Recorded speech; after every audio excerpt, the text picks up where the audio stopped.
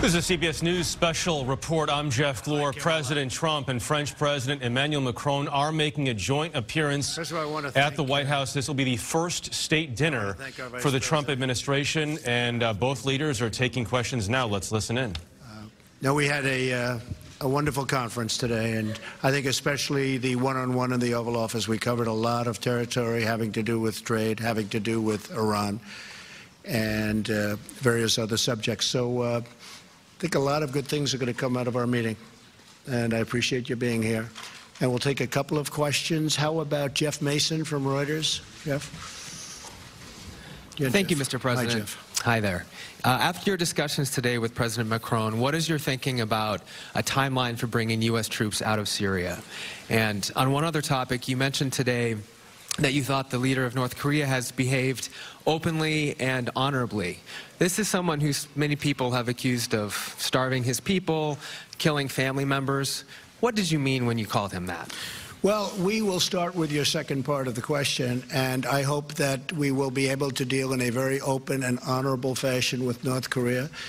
I started a process, and when I did, everybody thought I was doing it absolutely wrong. But in the meantime, for 25 years, people have been dealing and nothing happened. And a lot's happening right now. I can tell you that, Jeff. A lot is happening. And I think it's going to be very positive. And I hope it's going to be very positive for North Korea and for South Korea and Japan and the rest of the world. But I am starting at a level that, frankly, I shouldn't have had to start. This should have been worked out a long time ago. This should have been worked out many years ago. We were discussing that. We shouldn't be having this situation happen to the United States and the world. This should have been resolved by other presidents and by other leaders of other countries a long time ago. With that being said, I think we're doing very well. Meetings are being set up, and I want to see denuclearization of North Korea. A lot of concessions have already been made. We have made no concessions, despite some of the media saying that I've made concessions. I haven't even discussed a concession, other than the fact that meeting is a great thing. And I'm sure that a lot of other people would have liked to have had the position we're having. I will say this: we put the strongest sanctions on a country that we ever have put on any country by far. China, President Xi has been very strong in helping us to solve this problem, in his case at the border.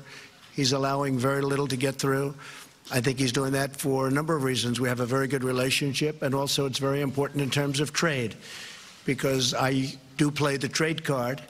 If you look at what's happening with trade in China, it hasn't been fair for many, many years to the United States, and we're going to solve that problem. In fact, we're having Secretary Mnuchin and a couple of other folks heading over to, Bob Lighthizer, heading over to China at the request of China. They came here, as you know, last week, and we're having very substantive discussions on trade. But I think it all plays to the border and the fact that they have been extremely strong on the border, and very little has gotten through, much to the surprise of a lot of people. And I believe the trade will work out, but I also think that China has never treated us with more respect than they have over the last short period of time that I'm president. I have a very excellent, as you know, relationship with President Xi, and I think that relationship is very important as to what's happening with North Korea. So the end result is we'll see. Maybe good things will happen, and maybe we're all wasting a lot of time. But hopefully it'll be good for everybody concerned. As far as Syria is concerned, I would love to get out. I'd love to bring our incredible warriors back home. They've done a great job. We've essentially just absolutely obliterated ISIS in Iraq and in Syria. And we've done a big favor to neighboring countries, frankly, but we've also done a favor for our country. With that being said, Emmanuel and myself have discussed the fact that we don't want to give Iran open season to the Mediterranean, especially since we really control it to a large extent. We really have controlled it, and we've set control on it. So we'll see what happens. But we're going to be coming home relatively soon. We've finished at least almost our work with respect to ISIS in Syria, ISIS in Iraq, and we have done a job that nobody has been able to do. But with that being said, I do want to come home, but I want to come home also with having accomplished what we have to accomplish. So we are discussing Syria as part of an overall deal. When they made the Iran deal, what they should have done is included Syria. When I say should have, before giving them Iran $150 billion and $1.8 billion in cash, $1.8 million in cash. If you think about this, before giving this kind of tremendous money, okay, $150 billion and $1.8 billion in cash, in barrels, I hear it was taken out, and in boxes it was taken out, cash. They should have made a deal that covered Yemen, that covered Syria, that covered other parts of the Middle East where Iraq is involved, where Iran is involved. They didn't do that. So we want to come home. We'll be coming home, but we want to have a very, very strong, we want to leave a strong and lasting footprint, and that was a very big part of our discussion. Okay? Thank you. Just a follow-up, if I may, sir. On North Korea, you said you believe in complete denuclearization. What does that mean exactly? It means they get rid of their nukes. Very simple. They get rid of their nukes, and nobody else would say it. It'd be very easy for me to make a simple deal and claim victory. I don't want to do that. I want them to get rid of their nukes. And for President Macron, the president referred earlier in your meetings in the cabinet room to a potential deal between the two of you on Iran. Can you give us a sense of what that might be? And are you confident that you'll have assurances from President Trump that the European Union will be excluded from tariffs on steel and aluminum? Look, as for the second question, is it the president to answer? But I just want here on the trade issue to be very clear. When you look at the trade issue between our two countries, they are balanced. There is no unbalanced relationship. Second, we are following and respecting the WTO rules because we are the one who contributed to the creation of WTO, and we think it makes sense to respect the rule you decided to create. In general, in life, that's a good method. Third, because I do believe that we have a very first issue on trade, which is overcapacities in steel and aluminium. It doesn't come from Europe, and not even from France. And it's good to work together when you are allies, and especially when you work so closely together on security issues like Iran and Syria. So I'm confident about the future of the trade relationship, as I think it's part of a broader picture where our interests are totally aligned. As for the Iranian situation, and I think I detailed in my introduction, for me, the key pillars of this new approach we want to adopt. And it's exactly what President Trump said. We have nuclear on the short run. We have nuclear on the long run. We have ballistic activity. We have regional presence of Iran. We want to fix the situation for these four pillars. Syria is part of the fourth one. And what we have to work on, obviously with Iran and the different parties in the region, the P5 and our allies, is to find a fair deal where we can fix the overall situation. This is the only way to preserve sovereignty in the region and to build peace on the very long run. Otherwise, we will have to come back in the region because of new terrorist groups, for sure. And I'm very happy about the discussion we had together, because we raised very new issues and very new solutions together, and especially the fact that the Syrian crisis and the Syrian situation should be part of this broader picture. And the fact that we are here, and we are today in Syria, together as the international coalition against ISIS, but tomorrow we will have to find a way to fix the situation from a political point of view, not automatically from a military point of view, which means to set up a series of agreements, part of this big deal, in order to be sure that Syria tomorrow will be a sovereign country with inclusiveness and free people in a situation to decide for the future. This is very important, and that's our duty. And I think we will have a great shot at doing a much bigger, maybe deal, maybe not deal. We're going to find out, but we'll know fairly soon. Mr. President? Une question de la presse française. From the French press. Bonjour, Laurence Benamou, Agence France Presse pour A la question presse from française. Agence France Presse on behalf of the French press. As you arrived, Mr. President, you were saying that there was no plan B, that the Iran deal was to be preserved. Now you're talking about a new deal with Iran. Why did you change your mind? Did you join the strong approach suggested by President Trump? Is it because you could not convince him?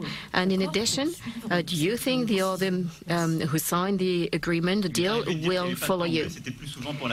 When I say there is no plan B, I usually refer to the fact that there is no B planet. It was about climate rather than Iran. Now, regarding Iran, I've always been coherent, and you can go back to what I said at the UN General Assembly in September. I always said that there was the JCPOA, but we needed to add 3 pillars: post-2025, the ballistic issue, and the regional influence. I do not know what President Trump will decide regarding the JCPOA, and it is his responsibility. The JCPOA is the first pillar of this framework I just described. So I'm not saying that we're moving from one deal to another. I'm saying it is one aspect of the problem. I've never been as critical of the JCPOA as President Trump has, because I believe that we can usefully add to it. But no matter the decision that President Trump will take, I would like us to work as from now on a new deal with 4 pillars, including what is already covered by the JCPOA, that is ongoing nuclear, the current nuclear activities, the long-run nuclear activities, the ballistic activities, and the regional influence. So this is constant. But over the past few weeks, and in particular today, we've been able to go and to very much talk in details about this topic, including the situation in the region. And I believe that we've converged on a common reading of what is happening in Syria, in Yemen, in Iraq in particular, and on the fact that the nuclear issue is not the only one. That indeed there is a problem with the ballistical activity of Iran and their presence in a number of countries in the region, and that our willingness was indeed to set the conditions for the stability of the region. Once we've built this convergence of view, the idea of moving on to a new deal that would include the solution for Syria, I believe, is a strong step forward thanks to the discussions we've had today. So I very much would like us to work together with all of our partners, and the ministers of foreign affairs already gathered the small group, and they will be doing it again anytime soon.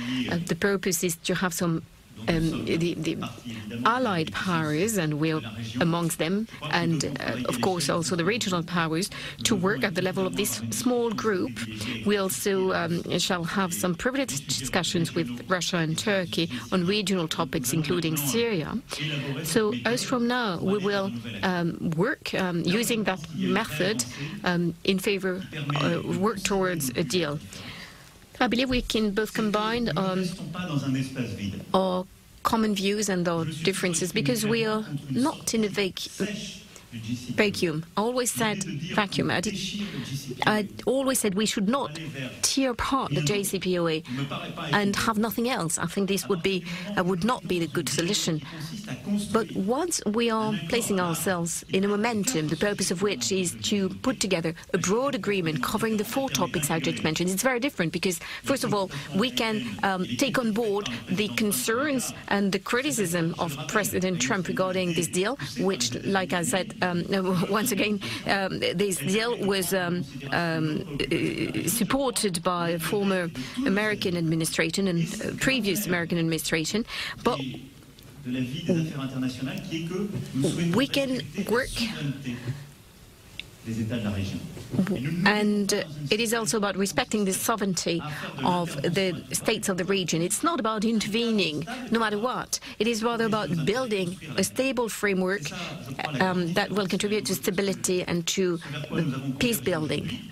And I think this is what we've been agreeing upon today. It's not about tearing apart an agreement and have nothing, but it's about building something new that will cover all of our concerns. And if I might add, the states, and as I've alluded to, that in countries that are in the area, some of which are immensely wealthy, would not be there except for the United States and to a lesser extent France.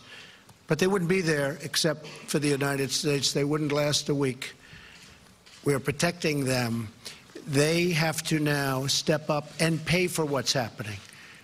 Because I don't think France or the United States should be liable for the tremendous cost. The United States is embarrassingly into the Middle East as of a few months ago, as you've heard me say before. And I don't take responsibility, but I would be very embarrassed if I had to. $7 trillion. And when we want to build, Mr. President, our infrastructure, everybody says, oh, we want to be careful with our money. When we want to fix a highway or we want to build schools and lots of other things, tunnels, bridges, they say, oh, let's be careful with our money. And yet we have spent $7 trillion in the Middle East, and we've gotten nothing for it, nothing, less than nothing, as far as I'm concerned. That's over an 18-year period. The countries that are there, that you all know very well, are immensely wealthy. They're going to have to pay for this. And I think the President and I agree very much on that. And they will pay for it. They will pay for it. We've spoken to them. They will pay for it. The United States will not continue to pay. And they will also put soldiers on the ground, which they're not doing. And we will, in fact, bring lots of people home. We will have a strong blockage to the Mediterranean, which to me is very important. Because if we don't, you have Iran going right to the Mediterranean. Not going to have that. But there is a chance, and nobody knows what I'm going to do on the 12th, although, Mr. President, you have a pretty good idea. But we'll see. But we'll see also if I do what some people expect, whether or not it will be possible to do a new deal with solid foundations, because this is a deal with decayed foundations. It's a bad deal. It's a bad structure. It's falling down. Should have never, ever been made.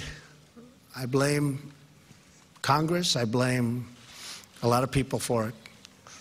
But it should have never been made. And we're going to see what happens on the 12th.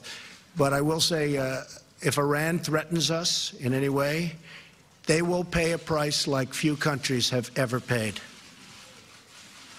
Okay? Yes, John, please. John Roberts of Fox. Thank you, Mr. President. I have a question for President Macron as well, but if I could to you, sir, first. Your nominee to run the Veterans Affairs Administration, Dr. Ronny Jackson, has run into some serious political headwinds on Capitol Hill with some serious allegations being leveled at him. I'm wondering what you know of those allegations, and do you intend to stand behind him? Well, I haven't heard of the particular allegations, but I will tell you he's one of the finest people that I have met. And I think, speaking for Melania also, he's been the doctor for President Obama, I believe for President Bush, for me. I've gotten to know him pretty well. He's a great doctor. And it was a suggestion. Now, I know there's an experience problem because lack of experience, but there's an experience problem. The Veterans Administration is very important to me. We've done a great job with it, as you know, with the Accountability Act and many other things. Now we're working on choice. It's going to happen. We're going to take great care of our veterans. That's a very, very important thing, and we've done a great job. But I told Admiral Jackson just a little while ago, I said, what do you need this for? This is a vicious group of people that malign, and they do, and I lived through it, we all lived through it. You people are getting record ratings because of it, so congratulations. But I said, what do you need it for? He's an admiral. He's a great leader. And they question him about every little thing. As you know, with the success of what will hopefully soon be Secretary of State Pompeo, everybody was very surprised. I heard 10 minutes before the vote yesterday on committee that he will not be approved at committee, which would be the first time in many, many decades that something like that would have happened with regard to a Secretary of State. Except I spoke to Rand Paul, and Rand Paul has really never let me down. Rand Paul is a good man. And I knew things that nobody else knew. And Rand Paul said, I'm going to change my vote. And he voted, and everybody was surprised. And he actually got an 11-9 vote, because as you know, Johnny Isaacsen's vote counts if it isn't the deciding vote. So it was actually 11-9 with, I believe, there was one vote. What would you call that, John? A present vote. Not present. No, present. Oh, it's called present. Okay. So it was 11-9, and that was a terrific thing. But they failed to stop him. So now they say, who's next? Who's next? And this person, Admiral Jackson, Dr. Jackson, is a wonderful man. I said to him, what do you need it for? And as far as experience is concerned, the Veterans Administration, which is approximately 13 million people, is so big, you could run the biggest hospital system in the world, and it's small time compared to the Veterans Administration. So nobody has the experience. What he is a leader and a good man. But I told him, I said, you know what, Doc? You're too fine a person. His son's a top student at Annapolis. He's a high-quality person. I said, what do you need it for? So he'll be it's totally his decision, but he'll be making a decision. But they failed with Mike Pompeo, and that was a big, big hit because they thought they could stop him and embarrass. The Democrats have become obstructionists. That's all they're good at. They're not good at anything else. They have bad ideas. They have bad politics. The one thing they do is obstruct. And that's why I'm waiting for, you would never believe this, I'm waiting for very good people like the ambassador to Germany. Hasn't been approved yet. It's been in there for 11 or 12 months. We have Angela Merkel coming to the United States on Friday. We still don't have our ambassador approved. And at this rate, and many of the papers checked it out yesterday, and they actually said I was right. But it would be 9 years before these people are approved. We have hundreds of people in waiting to be approved, and the Democrats are taking 30 hours per person. They're taking the maximum time. They are obstructionists. That's very bad for our country. I said to Dr. Jackson, what do you need it for? So we'll see what happens. I don't want to put a man through who's not a political person. I don't want to put a man through a process like this. It's too ugly and too disgusting. So we'll see what happens. He'll make a decision. So are you saying, Mr. President, that you will stand behind him? I would definitely stand behind him. He's a fine man. I'll always stand behind him. I'd let it be his choice. But here's a man who has just been an extraordinary person. His family, extraordinary success, great doctor, great everything. And he has to listen to the abuse that he has to. I wouldn't, if I were him. Actually, in many ways, I'd love to be him. But the fact is, I wouldn't do it. I wouldn't do it. What does he need it for? To be abused by a bunch of politicians that aren't thinking nicely about our country? I really don't think, personally, he should do it. But it's totally his. I would stand behind him. Totally his decision. And, Monsieur le Président, if I could direct a question to you as well. You said that you and President Trump came to some agreement on the way forward in Syria. U.S. troops are really at the heart of any solution. How long, President Macron, do you believe U.S. troops need to stay in Syria? Through the defeat of ISIS, or do they need to stay through a stabilization period until an alternative to the Assad government is stood up? First of all, let me say how proud and honored we are to be part of the international coalition today, alongside with the United States troops, in order to fight against ISIS. We decided to increase our contribution, and we are totally involved in this war against ISIS. And for sure, the very first goal of this intervention and the international coalition on the ground is to finish this work with with ISIS, and definitely to finish with our enemies. And our enemies are ISIS and the other terrorist group. Beyond this military presence and beyond our troops on the ground, we will have to build, as I said, peace, i.e. a new inclusive framework in order to be sure that Syrian people will have the opportunity to live in peace. All the different ethnics, all the different religions, all the different groups, and to be sure that there is no hegemony in the region. That's a diplomatic work that we've already started, but we have to finish. It's something different. So I would, if you allow me, I would separate these two issues. We are involved on the ground against ISIS. We will finish this war, and it's not to open a new war or to start a new war. But at the same time, we have to open a new work together. That's what we decided to do, in order to build in the overall region a new framework, and especially in Syria. We will assess during the coming weeks and months what we have to do. Because when you are probably much more at the end of a war, you have to adapt to the enemy and the reality on the ground. So we are not here to say, this day we will leave the floor. That's impossible, because it will depend on the reality on the ground. But for sure, what we want to do now is to finish this war with our troops, and we want to fix on the long run the situation to have peace in this region. That's our duty, and it's not just with our troops, it's with our diplomats, our teams, our common work. And obviously with all the allies in the region and people involved. We've pretty much finished with ISIS, and we're going to be making some big decisions in a very short period of time, but we're working very closely together with France and with the President. Okay? Thank you very much. Question. Bonjour messieurs les présidents, Mathieu Coach, BFM TV, une question pour monsieur Macron aujourd'hui.